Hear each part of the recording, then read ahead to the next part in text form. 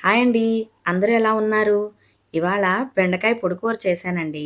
దానికోసం చిన్న మూకుడులో పావు టీ స్పూన్ నూనె వేసుకొని, ఒక స్పూన్ మెంతులు, ఒక స్పూన్ జీలకర్ర వేసి, 2 స్పూన్లు మినపప్పు, 2 స్పూన్లు పచ్చిశనగపప్పు వేసి వేయించుకోవాలి. ఇవి కొంచెం వేగిన తర్వాత 2 స్పూన్లు ధనియాలు కూడా వేసి దోరగా వేయించుకోవాలి. ఇప్పుడు మన కారానికి మనం ఎంత కారం తినగలమో దానికి సరిపడా ఎండుమిరపకాయలు, ఓ చిటికెడు ఇంగువ వేసి దోరగా వేయించుకోవాలండి. ఈ వేగిన మిశ్రమాన్ని ఒక ప్లేట్‌లోకి తీసి చల్లారపెట్టుకోవాలి. ఇప్పుడు ఒక అర కేజీ వరకు లేత బెండకాయలను తీసుకొని శుభ్రంగా కడిగి, తడి లేకుండా తుడిచి ఆరపెట్టుకొని, వాటిని చక్కగా పుచ్చులు లేకుండా చూసి కట్ చేసి ఓ పక్కన పెట్టుకోవాలండి. ఒక మూకుడులో 3 స్పూన్లు నూనె వేసి, చక్కగా జీలకర్ర, ఆవాలు, మినప్పప్పు, శనగపప్పు, పోపు వేసి, కొంచెం వేగిన తర్వాత ఎండుమిరపకాయలు, ఇంగువ, చిటికెడు ఇంగువ వేసుకొని, కొంచెం సేపు వేగనిచ్చి, అందులోనే శుభ్రంగా కడిగిన కరివేపాకు, పచ్చిమిరపకాయలు నిలువుగా చీలికలు చేసుకొని, పచ్చిమిరపకాయలు కూడా వేసుకొని, ఈ కట్ చేసిన ముక్కలున్నాయి కదా! బెండకాయ ముక్కలు, వాటిని కూడా వేసి, చక్కగా వేయించుకోవాలండి.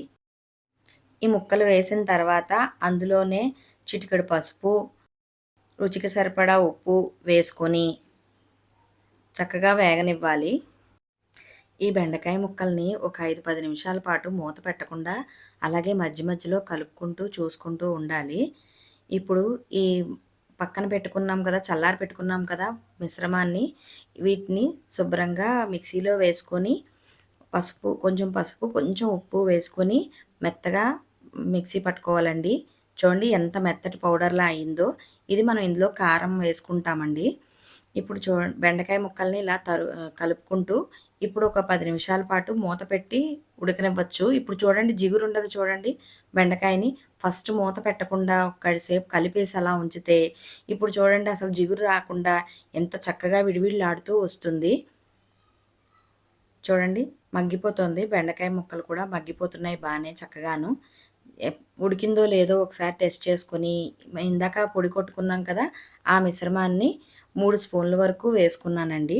ఇప్పుడు ఈ వేసుకున్న పౌడరు కూర మొత్తం ముక్కలకి పట్టేలాగా చక్కగా 2, 3 సార్లు గరిటెతో కలుపుకొని, చిక్కగా తీసుకున్న చింతపండు గుజ్జుని ఒక 3, 4 స్పూన్ల వరకు వేసుకొని, ఆ కప్పులోనే కొంచెం వాటరేసుకొని, ఆ కూరలో వేసి కలిపేసి, ఒక్క 2 నిమిషాల పాటు మూత పెట్టి, ఆ పులుసు దగ్గర పడిపోయే వరకు ఉంచుకుంటే సరిపోతుందండి.